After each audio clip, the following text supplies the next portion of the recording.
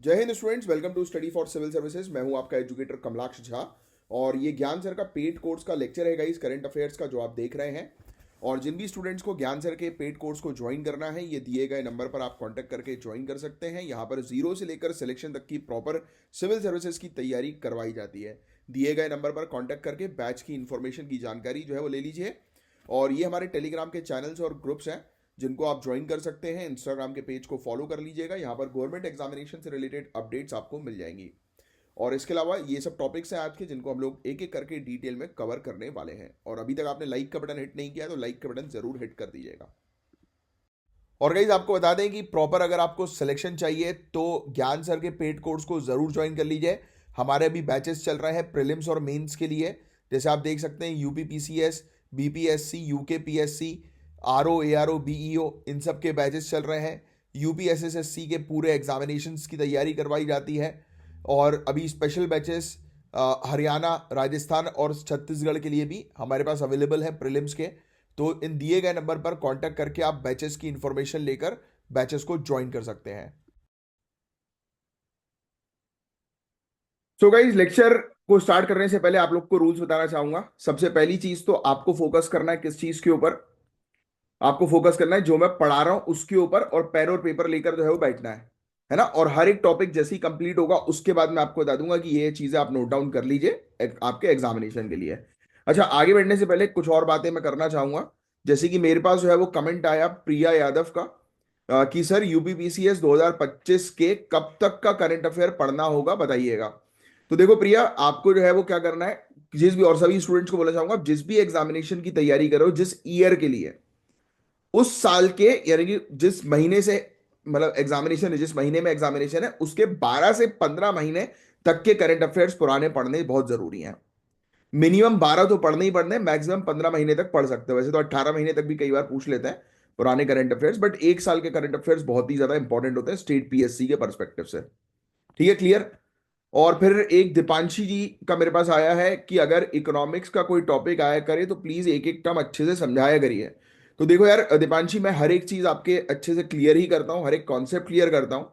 और अब इसमें इकोनॉमिक्स की बात करें या एनवायरमेंट की बात करें या इंटरनेशनल रिलेशंस की बात करें, जैसे एक एग्जांपल ले लेते हैं। एक डिटरेंस पॉलिसी है, ये इंटरनेशनल रिलेशन का टॉपिक है। या इंटेलेक्चुअल प्रॉपर्टी राइट्स ले लो आप, ये जीएस पेपर 3 के अंदर आपका आता है। ये सब टॉपिक्स अपने आप में एक पूरे पूरे चैप्टर हैं, अपने आप में एक एक घंटे के ये लेक्चर है ना। तो उसके लिए आपको जनरल स्टडीज पर कमांड बैठाना जरूरी है। तो आप अपने बेस जो है वो क्लियर करिए जनरल स्टडीज के साथ साथ, और करंट अफेयर्स कवर करते चलिए। तो आपको चीजें जो है वो क्लियर होंगी। इसलिए मैं हमेशा बोलता हूं कि जीएस पर कमांड बहुत ज्यादा जरूरी है, क्योंकि उससे आपके बेसिक्स जो है वो क्लियर होंगे। ठीक है, तो होपफुली आपके कमेंट का रिप्लाई जो है वो मिल गया होगा आपको। अब चलो स्टार्ट करते हैं टॉपिक को। बड़ा इंपॉर्टेंट टॉपिक है, डीप स्टेट के बारे में हम जानेंगे। आज की छुपी सच्चाई की के बारे में हम लोग जो है वो चर्चा करेंगे। मतलब कि ऐसा है कि एक छुपी हुई पावर है जो बेसिकली गवर्नमेंट की पॉलिसीज को इन्फ्लुएंस करती है। यही है डीप स्टेट, जिसको मैं आपको बताने वाला हूं। तो बड़ा कंट्रोवर्शियल टॉपिक है जीएस पेपर 2, और ऐसे में आप इसका उपयोग जो है वो कर सकते हैं। काफी इंपॉर्टेंट टॉपिक है ये, राइट, डीप स्टेट का। तो अब देखो, बहुत ध्यान से जो है वो चीजों को सुनो। एक सेकेंड। हाँ, तो पहली चीज तो डीप स्टेट का मतलब क्या है, एक ऐसी छुपी हुई पावर नेटवर्क जो गवर्नमेंट के काम में दखल देती है।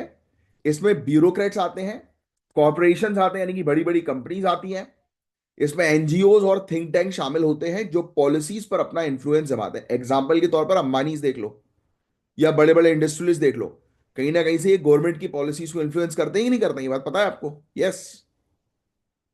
तो डीप स्टेट, देखो अब आपको एक टर्म मिल गया, और हमेशा ट्राई किया करो ऐसे टर्म्स का उपयोग करने की रेगुलर बातचीत में, मेंस के आंसर्स में, है ना। यूज किया करो, इससे आपका आंसर बहुत अच्छा बनेगा। अब सुनो, डीप स्टेट का कंसेप्ट कहां से आया। देखो, ये टर्किश टर्म है, डेरिन डेलविट से आया है। ये उन हिडन ग्रुप्स के लिए यूज होता है जो गवर्नेंस, यानी कि शासन को इन्फ्लुएंस करते हैं। और इस तरह का कंसेप्ट पाकिस्तान और यूएसए में भी देखा गया है। ये अलग अलग तरीके से ऑपरेट करते हैं, जैसे कलर रेवोल्यूशंस, जैसे एग्जांपल जॉर्जिया यूक्रेन के। थिंक टैंक्स, एनजीओ जो है वो सिविल सोसाइटी और मीडिया के जरिए गवर्नमेंट को जो है वो इन्फ्लुएंस करती है। है ना। डिफेंस कॉपरेशन का फायदा लंबी कॉन्फ्लिक्ट से जो है वो होता है, राइट। मिलिट्री इंडस्ट्रियल कॉम्प्लेक्स हम लोग को जो है वो देखने को होता है। तो ये ध्यान में रखने की जरूरत नहीं है, आपको तो ये समझना था कि ये डीप स्टेट होता क्या है, जो कि आपको होपफुली क्लियर हो गया। अब देखो, ये इकोनॉमी को इन्फ्लुएंस करते हैं। ऑब्वियस ही बात है कि इकोनॉमी में किस प्रकार की पॉलिसीज आएंगी तो उसको इन्फ्लुएंस कर सकते हैं। मार्केट को डीस्टेबलाइज कर सकते हैं, स्टेबल कर सकते हैं, दोनों ही, है ना। फिर सर्विलांस में, साइबर में इनका डोमिनेंस होता है। ये सब चीजें, डेटा प्रिवेसी और टेक जाइंट्स का रोल। अब देखो, ये बड़ी बड़ी कंपनीज जो है, गूगल हो गई, है ना, इनके पास तो पूरा दुनिया भर का एक प्रकार से आप कह सकते हो डेटा भरा पड़ा है ना। तो ये इन्फ्लुएंस कर सकती है अपनी इस पावर के जरिए वेरियस पॉलिसीज को, है ना। वेस्टर्न मीडिया की अगर हम बात करें तो इनके आरोप कि वो सोशियो पॉलिटिकल रियलिटीज को मैनिपुलेट करते हैं, ऑब्वियसली। फॉरेन फंडेड एनजीओ होते हैं, उनका इन्वॉल्वमेंट कई बार हम लोग को जो है वो देखने को मिलता है। नहीं कि अब देखो, किसी एनजीओ को किसी फॉरेन कंपनी ने फंडिंग दिया तो फॉरेन कंपनी अपने अकॉर्डिंग उस एनजीओ पे जो है वो काम कराएगी सोसाइटी के लिए, है ना।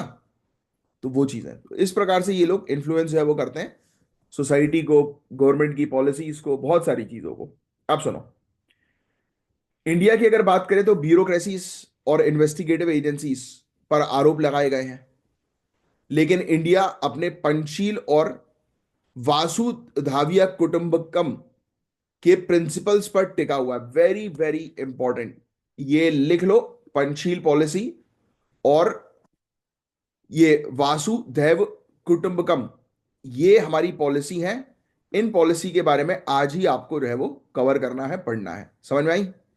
ये पॉलिसी काफी ज्यादा इंपॉर्टेंट है, ये टास्क है आपके लिए। लिख लो, अभी के अभी लिख लो कि ये टास्क है, इसके बारे में आज आपको पढ़ना है। देखो, ये अपने आप में जो है वो एक प्रॉपर चैप्टर है पंचशील पॉलिसी का, जो आईआर के अंदर देखने को मिलता है। अब यूएसए की एजेंसीज और थिंक टैंक्स का इन्फ्लुएंस हम लोग को देखने को मिलता है यूएसए के ऊपर, है ना, गवर्नमेंट के ऊपर। ठीक है, तो ऐसी चीजें हम लोग को जो है वो नजर आती हैं। फिर इसके अलावा सॉवरेनिटी और ग्लोबल ऑर्डर पर भी इंप्लीकेशन होता है। ऑब्वियस ही बात है यार, अब शासन पर पब्लिक ट्रस्ट कमजोर होता है। क्यों? क्योंकि पब्लिक को लगता है कि यार यार ये तो सिर्फ इंडस्ट्रियलिस्ट के लिए काम कर रहे हैं, या पावरफुल लोगों के लिए गवर्नमेंट जो है वो काम कर रही है, गरीबों के लिए काम नहीं कर रही, है ना। ऐसी चीज आ जाती है फिर, है ना। डेमोक्रेटिक वैल्यूज जो है वो इरोड होती है। होता ही है ना कि भाई अब देखो यार, नॉर्मल सी बात है कि इलेक्शन जीतने के लिए बहुत पैसा लगता है ना, कैंपेनिंग करने में इधर उधर। तो आम आदमी जो है वो कैसे जो है वो खड़ा होकर जीत पाएगा? तो वाली चीजें भी हैं। तो इसलिए अब, और और जो उनको फंड करता है, जो इंडस्ट्रीज उनको फंड करती है पॉलिटिकल पार्टीज को, तो जब पॉलिटिकल पार्टी जीतती है तो ऑब्वियस ही बात है कि वो फिर उनसे बोलती है कि हमारे फेवर में पॉलिसीज बनाओ, जो वो बनाती हैं फिर। तो क्या ये सही डेमोक्रेसी है? नहीं, है ना। बस यही चीज है। इसके अंदर आपको तो डीप स्टेट जो टर्म है बस वो पढ़ना था, बाकी इसमें और कुछ नहीं है। फॉरेन फंडेड कंपनीज जो होती हैं उनके लिए स्ट्रिक्ट रूल्स रेगुलेशन जो है वो लेकर आओ, इसको बचाने के लिए कि ऐसी चीजें ना हो। फॉरेन इन्फ्लुएंस का रिस्क के लिए पब्लिक कॉन्शियसनेस बढ़ाना बहुत जरूरी है। इंडिया का ही या फिर एक कंट्री का ही थिंक टैंक और मीडिया आउटलेट्स स्टैब्लिश करना, जिससे कि फॉरेन इन्फ्लुएंस कम से कम रहे। एक स्ट्रॉन्ग साइबर टेक सिक्योरिटी और टेक मोनोपोलीज पर वो लगाना, रेगुलेशंस लगाना, है ना। तो वो सब चीजें, तो ये चीजें हैं जिसके बारे में एक आपको बेसिक्स आइडिया होना चाहिए। बाकी इसके अंदर कुछ खास नहीं है समझने का। आपको तो ये बस डेफिनेशन जो है वो समझनी थी कि ये डीप स्टेट क्या होता है, बस ये लिख लो। बाकी उसके अलावा और कुछ करने की जरूरत नहीं है इस टॉपिक में। ये टर्म डीप स्टेट जो है, इसका मतलब जो है वो क्या है कि एक ऐसा नेटवर्क जिसके अंदर आपको ब्यूरोक्रेट्स, कॉर्पोरेट के लोग, एनजीओ के लोग जो है वो नजर आएंगे, जो जिनके पास इतनी पावर होती है कि वो पॉलिसी मेकिंग को जो है वो कंट्रोल करते हैं, और इलेक्टेड जो गवर्नमेंट जो होती है उसको अपने कब्जे में करके रखते हैं। बस इतनी सी ये पूरी डेफिनेशन जो है बस आप लिख लो। ठीक है, ये पूरी पूरी हिंदी वाले स्टूडेंट्स यहाँ से डेफिनेशन लिख लेंगे, इंग्लिश वाले यहाँ से डेफिनेशन लिख लेंगे, दैट्स इट। बस और कुछ नहीं करना आपको। ये टर्म कहाँ से आया वो सब पूछते नहीं है लोग, बस आपको डीप स्टेट क्या होता है ये पता होना चाहिए, और अंडरस्टैंडिंग आपकी जो है वो ऑलरेडी क्रिएट हो गई है। चलिए,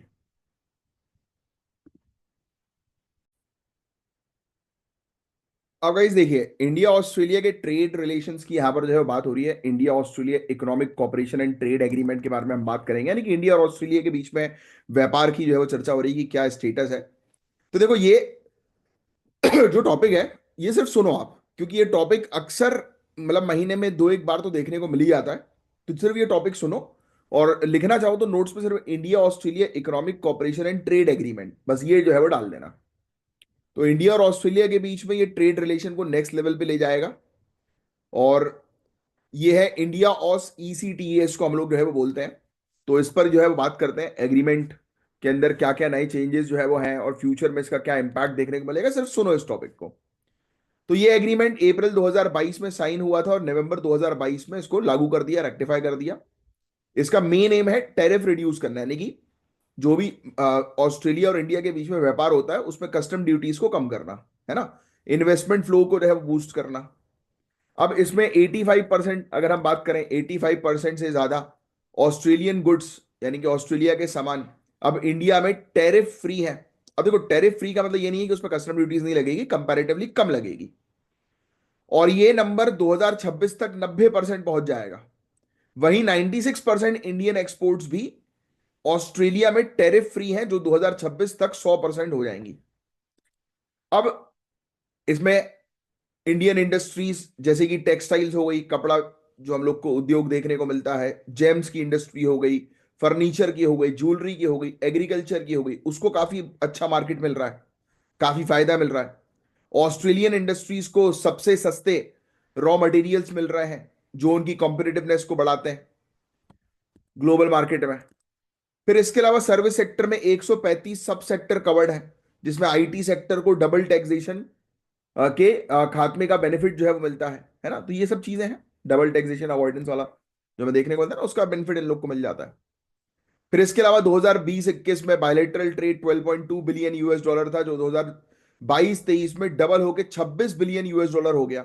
2023-24 में हल्की सी जो है वो गिरावट आई थी, बट इंडियन एक्सपोर्ट फिर भी 14% से ग्रो कर गया। और टेक्सटाइल, केमिकल, एग्रीकल्चर जैसे सेक्टर ने जबरदस्त ग्रोथ दिखाई। एक्सपोर्ट डाइवर्सिफिकेशन के नए एग्जांपल्स के अंदर हम लोग को गोल्ड स्टडेड ज्वेलरीज वगैरह देखने को मिली, टर्बोजेट्स वगैरह भी जो है वो देखने को मिले, है ना। तो ये सब चीजें हैं, बट कुछ चैलेंजेस भी हैं। जैसे कि एक्सपोर्ट कॉम्पिटिटिवनेस में इंडिया अभी भी पीछे है ना, एक्सपोर्ट के मामले में। नॉन टेरिफ बैरियर्स जैसे सैनिटरी मेजर्स, है ना, एग्रीकल्चर एक्सपोर्ट्स को इम्पैक्ट जो है वो करते हैं। कॉम्प्रिहेंसिव फ्री ट्रेड एग्रीमेंट्स का अभी भी कमी है, जो डिजिटल ट्रेड और प्रोक्योरमेंट जैसे एरियाज कवर नहीं करते। तो ये सब चुनौतियां इसकी हम लोग को देखने को मिलती हैं। ऑस्ट्रेलिया में भी इलेक्शंस होने वाला है, जिसके कारण से सीईसी, ये comprehensive economic cooperation agreement, sign नहीं हो रहा, उसमें डिले जो है वो चल रहा है।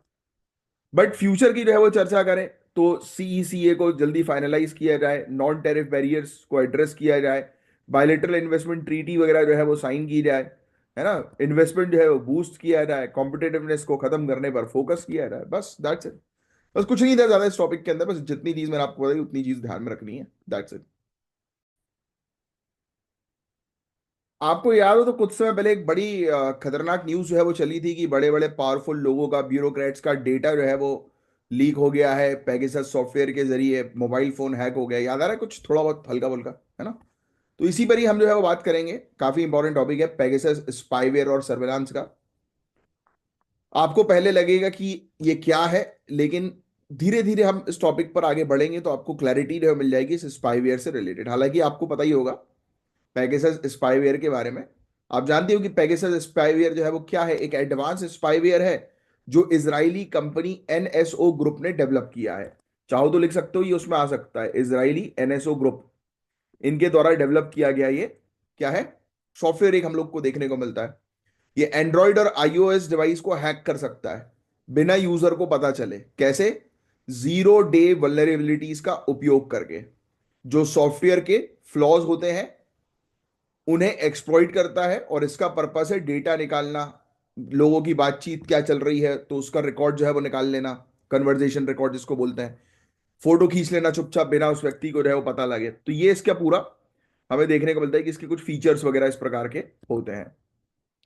अब पेगासस की खासियत यही है कि ये सॉफ्टवेयर जो है फ्लॉस का उपयोग करता है, जो ट्रेडिशनल डिफेंसेस को बाईपास कर देता है, और ये कोर्टली ऑपरेट करता है, और फॉरेंसिक एनालिसिस के बिना डिटेक्ट करना इसको मुश्किल होता है। यानी कि इसको डिटेक्ट भी नहीं कर पाओगे आप ये सोचकर कि अरे सॉफ्टवेयर इंस्टॉल हो गया चलो अपन डिलीट करते हैं, ऐसा भी नहीं हो पाएगा। तो एनएसओ ग्रुप का कहना है कि ये सॉफ्टवेयर सिर्फ टेररिज्म और क्राइम से लड़ने के लिए बनाया गया है, लेकिन आरोप यही है कि इसे जर्नलिस्ट, एक्टिविस्ट और जो पॉलिटिकल पावरफुल लोग जो होते हैं ना, इनके ऊपर निगरानी रखने के लिए भी यूज किया जाता है।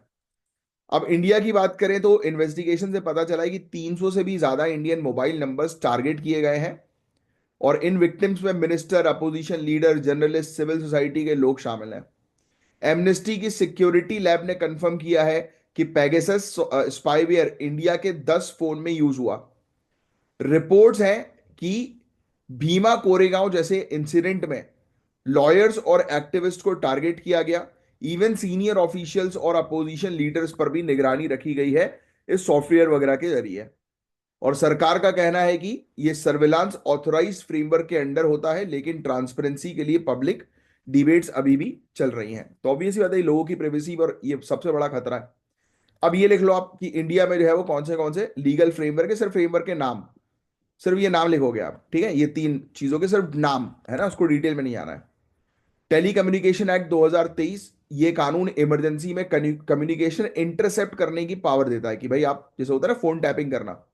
फिर आईटी एक्ट 2000 का सेक्शन 69 डिजिटल कम्युनिकेशन को मॉनिटर करने का अधिकार स्पेसिफिक कंडीशन के अंडर देता है।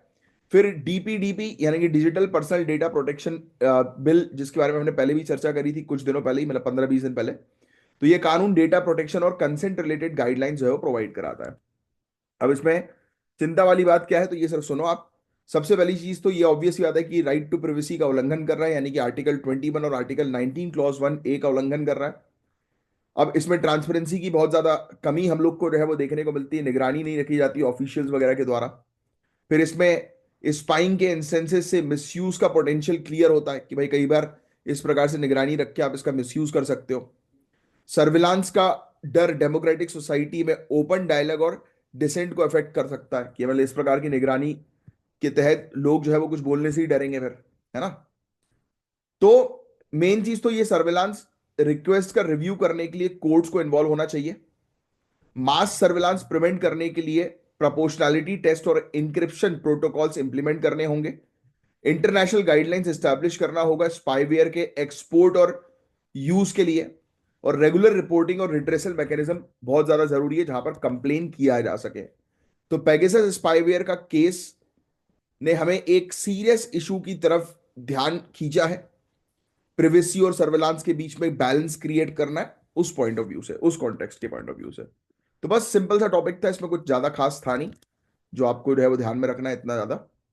जो चीज मैंने बोली सिर्फ वही चीज नोट डाउन कर लिया आपने, दैट्स इट।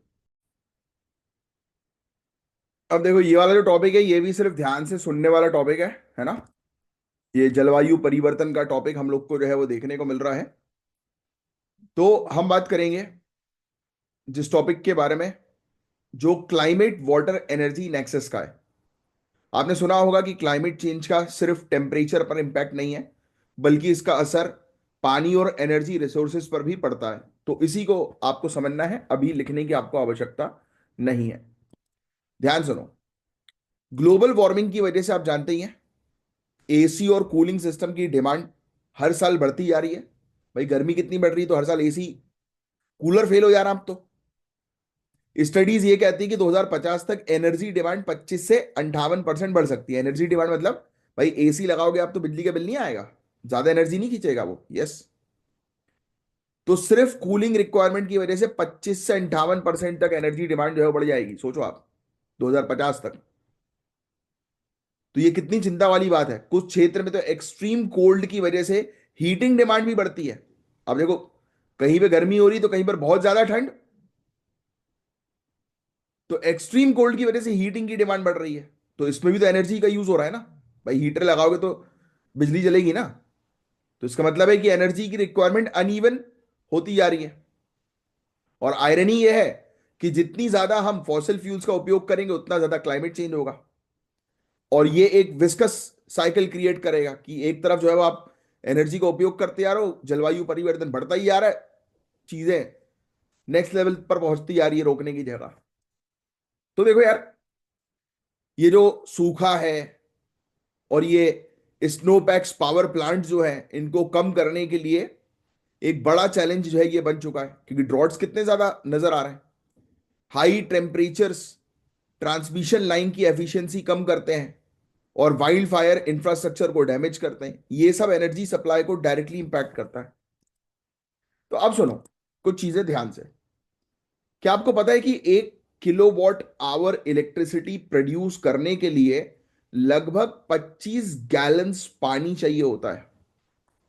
यानी कि आप जब बिजली बनाते हो, अब देखो क्लाइमेट चेंज से एनर्जी का तो आपको एक रिलेशन पता लग गया।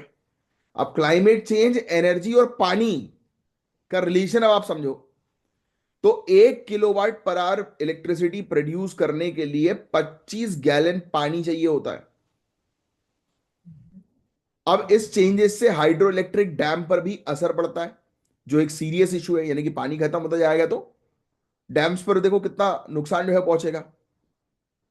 रेनफॉल पैटर्न डिस्टर्ब होने की वजह से सूखा और फ्रेश वाटर स्कार्सिटी कॉमन होते जा रहा है। स्नो पैक्स भी खत्म होते जा रहे हैं, ग्लेशियर्स मेल्ट हो रहे हैं ना पूरे के पूरे, जोन रीजन्स के लिए डेंजरस हैं जो स्नो मेल्ट पर डिपेंड करते हैं। बायो एनर्जी क्रॉप्स जैसे सोयाबीन्स, सनफ्लावर ग्रो करने में काफी ज्यादा पानी लगता है, और टेम्परेचर बढ़ने की वजह से इरिगेशन डिमांड भी इंक्रीज हो गई है। तो देखो कहीं ना कहीं जलवायु जो परिवर्तन है वो सीधे सीधे पानी पर भी, फ्रेश वाटर पर भी असर डाल रहा है। तो पानी की शॉर्टेज के टाइम पर डीसेलेनाइजेशन और अंडरग्राउंड वाटर एक्सट्रैक्शन काफी हेल्पफुल होते हैं, बट ये एनर्जी इंटेंसिव और कार्बन एमिशन को जो है वो काफी ज्यादा बढ़ाते हैं। देखो यही सब चीजें। फिर इसके अलावा सोल्यूशन क्या है? तो भाई power plants dry cooling system adopt कर सकते हैं, जो पानी के उपयोग को 90% कम कर सकता है। और गाइस सोलार और विंड सिस्टम्स फॉसिल फ्यूल के कंपैरिजन में सिर्फ 1% पानी कंज्यूम करता है। तो हम अगर सोलार और विंड सिस्टम का उपयोग करेंगे फॉसिल फ्यूल्स को रिप्लेस करके, तो ज्यादा फायदा मिलेगा। फिर इसके अलावा एफिशिएंट इरिगेशन सिस्टम जैसे ड्रिप इरिगेशन अडॉप्ट करो, पानी और एनर्जी दोनों इसमें बचेगा। ग्रे वाटर रिसाइकलिंग एक सस्टेनेबल सोल्यूशन है, जो खराब पानी है भाई उसको रिसाइकिल कर दो। फिर रेन्यूएबल एनर्जी जैसे सोलार और विंड एनर्जी का उपयोग करना फॉसिल फ्यूल्स की डिपेंडेंसी को कम करता है, जो हम पहले भी बात कर चुके हैं। फिर इसके अलावा वेटलैंड्स, फॉरेस्ट, वाटरशेड्स, इनको रीस्टोर करके पानी की सिक्योरिटी को स्ट्रेंथन किया जाए, क्योंकि वेटलैंड्स वगैरह भी रहे पानी को स्टोर करने का काम करते हैं। फॉरेस्ट अंडरग्राउंड ग्राउंड वाटर को स्टोर करने का काम करते हैं, मेंटेन करने का काम करते हैं। तो नेचुरल इकोसिस्टम को प्रोटेक्ट करना क्लाइमेट इंपैक्ट से रेजिलियंस बनाता है। स्किल डेवलपमेंट और फिर इसके अलावा हाई रेजोल्यूशन मॉडल्स पर फोकस करके हम लोकल लेवल पर इंपैक्टफुल सॉल्यूशंस क्रिएट कर सकते हैं, और रिसर्च इस पर करना बहुत ज्यादा जरूरी है। अब इसके अलावा रिन्यूएबल टेक्नोलॉजीज जैसे कि सोलार फोटोवोल्टाइक सेल्स हुए, विंड एनर्जी हुई, इनके लिए फंड्स एलोकेट करना बहुत जरूरी है। पब्लिक प्राइवेट पार्टनरशिप रिसर्च को आगे बढ़ाने में और एफिशिएंट सिस्टम को स्केल करने में काफी मददगार जो है वो होते हैं। तो बस यही चीजें हैं गाइस जिसके बारे में आपको पता होना चाहिए। तो ये टॉपिक काफी ज्यादा इंपॉर्टेंट है। सस्टेनेबल सॉल्यूशंस अडॉप्ट करने के पर्सपेक्टिव से आप जो आप अपने एनवायरमेंट पे मेंशन करोगे, ऐसे के पेपर में मेंशन करोगे, है ना? तो हमने देखा कि क्लाइमेट, एनर्जी और वाटर, तीनों के बीच में क्या इंटर रिलेशन है ना? तो ये था गाइस, होपफुली आपको ये टॉपिक पूरा अच्छे से समझ में आया होगा। सिर्फ सुनना था इस टॉपिक को, इसमें और कुछ लिखने वाले, नोट्स बनाने वाली ऐसी कोई बात नहीं थी। अब देखो एसएसबी के टॉपिक को करीब 1.5 महीने पहले भी हमने जो है वो डिस्कस किया था, और हम बात करेंगे ऐसी फोर्स की जो हमारे देश की सीमाओं की रक्षा करती है, और साथ ही बॉर्डर एरियाज में सोशियो इकोनॉमिक डेवलपमेंट में भी बड़ा योगदान देती है। तो सशस्त्र सीमा बल यानी एसएसबी के बारे में हम लोग बात करेंगे। तो अभी हाल ही में 61st प्राइजिंग डे सेलिब्रेशन हुआ सिलीगुड़ी, वेस्ट बंगाल में। इस इवेंट के chief guest union home minister, और यहां एक नया इंटीग्रेटेड चेक पॉइंट अगरतला में और एक रेसिडेंशियल कॉम्प्लेक्स पेट्रापोल में इसका उद्घाटन किया गया। ये सब एसएसबी की ग्रोथ और इंपॉर्टेंस को हाईलाइट करते हैं, लिखने की जरूरत नहीं है ये आपके लिए। और एसएसबी के बारे में इंफॉर्मेशन आपको पता होनी चाहिए, स्टेट पीएससी अक्सर पूछती है। जैसे कि इसकी शुरुआत कब हुई, तो 1963 लिख लो, जब चाइना के एग्रेशन के बाद बॉर्डर प्रोटेक्शन की जरूरत महसूस हुई, तब इसको बनाया गया। ये force ministry of home affairs के अंडर आती है, वेरी इंपॉर्टेंट लिख लेना। एसएसबी किसके अंडर, कौन सी मिनिस्ट्री के अंदर आ रही है? मिनिस्ट्री ऑफ होम अफेयर्स के अंडर। और नेपाल के 1751 किलोमीटर और भूटान के 699 किलोमीटर बॉर्डर की सुरक्षा करती है। तो नेपाल एंड भूटान बॉर्डर पर तैनात है एसएसबी। और इंटरेस्टिंग बात यह है कि एसएसबी इंडिया की पहली पैरामिलिट्री फोर्स है जिसमें महिलाओं को इंक्लूड किया गया है, वेरी वेरी इंपॉर्टेंट। तो ये जो पॉइंट है ना, पहली, सेंट्रल पैरामिलिट्री फोर्स जिसने महिलाओं को इंक्लूड किया, ये मेंशन करो। Ministry of home affairs mention करो। नेपाल और भूटान की बॉर्डर पर रहती है, ये मेंशन करो। कब बनी? 1962 के वॉर के बाद 1963 में स्टैब्लिश हुई, ये मेंशन करोगे। फिर आगे की चर्चा करते हैं। ये सब फोर्स को जो है वो काफी सारे अवार्ड्स वगैरह मिले, वो सब लिखने की जरूरत नहीं, बहुत अवार्ड्स मिले इसको। 2004 में एसएसबी को जो है वो president's colour, the highest honour for any military unit, से भी सम्मानित किया गया है। तो इसका मेन काम है बॉर्डर को सिक्योरिटी प्रोवाइड कराना, स्मगलिंग रोकना, ह्यूमन ट्रैफिकिंग, आर्म ट्रेड्स, इन सब चीजों को रोकना। क्या आपको पता है एसएसबी ने रीसेंट ईयर्स में बहुत ज्यादा नार्कोटिक्स और फेक करेंसी भी सीज किए हैं। बिहार झारखंड को नक्सल फ्री बनाने में भी इनका बड़ा योगदान है। जम्मू कश्मीर में इन्होंने 19 टेररिस्ट को न्यूट्रलाइज किया और 14 को अरेस्ट भी किया था। तो काफी रोल इनका रहा है, ये सब वो लिखने की जरूरत नहीं है अभी। अब सुनो, एसएसबी सिर्फ सिक्योरिटी में नहीं बल्कि बॉर्डर एरियाज के डेवलपमेंट में भी एक्टिव है। यहाँ के युवाओं को beekeeping, mobile repair, computer skills जैसी ट्रेनिंग दी जा रही है, जो सेल्फ एम्प्लॉयमेंट को बढ़ावा दे रहे हैं। साथ ही डिजास्टर रिलीफ ऑपरेशन में भी एसएसबी काफी एक्टिव है, चाहे बात हो फ्लड्स की या लैंडस्लाइड्स की। थोड़ी सी सिलीगुड़ी कॉरिडोर के बारे में जो है वो चर्चा कर लें, जिसको चिकन नेक के नाम से भी जो है वो जाना जाता है। एक एक ये नैरो स्ट्रिप है, छोटा सा एक पट्टी आप कह सकते हो, जो इंडिया को नॉर्थ ईस्ट स्टेट्स से कनेक्ट करता है। ये क्षेत्र ज्योग्राफिकली काफी सेंसिटिव है और एसएसबी यहाँ पर डिप्लॉयड है, राइट। यहाँ के रोड और रेलवे नेटवर्क को सिक्योर रखती है, और इस कॉरिडोर की सिक्योरिटी के बिना नॉर्थ ईस्टर्न की कनेक्टिविटी जो है वो वीक हो सकती है। और एसएसबी के जो सोल्जर्स हम लोग को देखने को मिलते हैं, उनके वेलफेयर के लिए गवर्नमेंट ने काफी इनिशिएटिव्स लिए हैं, जैसे आयुष्मान कार्ड्स, ई हाउसिंग। आयुष्मान कार्ड के जरिए 41 लाख सोल्जर्स को 1600 करोड़ रुपए का हेल्थ केयर बेनिफिट मिल रहा है। इंफ्रास्ट्रक्चर डेवलपमेंट के अंडर 13,000 घर और 113 बैरिक्स का कंस्ट्रक्शन हुआ है, जो लिविंग स्टैंडर्ड्स को अगेन इंप्रूव जो है वो करता है। तो गाइज, एसएसबी के बारे में हमने देखा कि ये सिर्फ देश की सीमाओं को सिक्योर नहीं करती बल्कि बॉर्डर एरियाज के डेवलपमेंट में भी अहम रोल निभाती है। तो ये था पूरा ओवरऑल टॉपिक।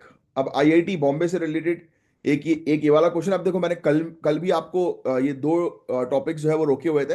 आज भी मैं आपको ये दो दो टॉपिक्स जो है वो मैं कल के लेक्चर में जो है वो कवर अप आपके करवाऊंगा। ये वाला टॉपिक और स्मार्ट सिटी मिशन तो बहुत छोटा सा टॉपिक है, इसमें कुछ है ही नहीं जानने वाला। तो ये दो टॉपिक्स भी मैं आपको कल के लेक्चर में जो है वो कवर अप कराऊंगा, क्योंकि उससे उससे रिलेटेड मैं कुछ और इन्फॉर्मेशन जो है वो कलेक्ट कर रहा हूँ। मुझे इससे इससे रिलेटेड भी कुछ इन्फॉर्मेशन जो है वो कलेक्ट करनी है, तो आपको, क्योंकि इसमें बहुत लिमिटेड इन्फॉर्मेशन मिलती है, तो मैं आपको कल अच्छे से ये चार टॉपिक्स जो है वो कवर अप कराऊंगा न्यू टॉपिक्स के साथ। चलिए, अब मिलेंगे कल के लेक्चर में। आज के लिए सिर्फ इतना ही था गाइस। कमेंट करते रहिए, लाइक करते रहिए, शेयर करते रहिए। अब मिलेंगे कल, तब तक के लिए bye bye, take care, have a great day. जय हिंद।